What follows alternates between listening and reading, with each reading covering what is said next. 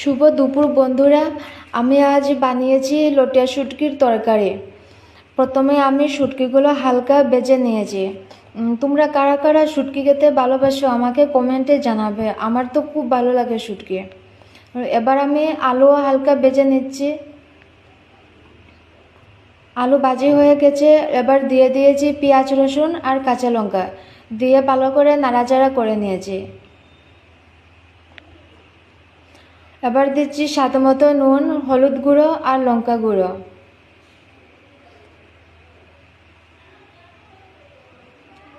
আবার ভালো করে নাড়াচাড়া করে নিয়েছি।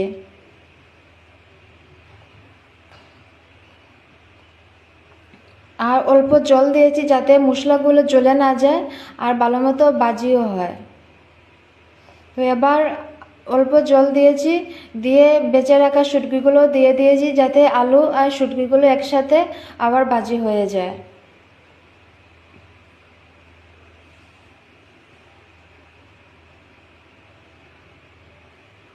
এবার ঢাকনা দিয়ে ঢেকে দিয়েছি যাতে আলুগুলো ভালো করে সিদ্ধ হয়। এই যে আমার মশলা কষানো হয়ে গেছে। এবার আমি জল দিয়ে দিয়েছি।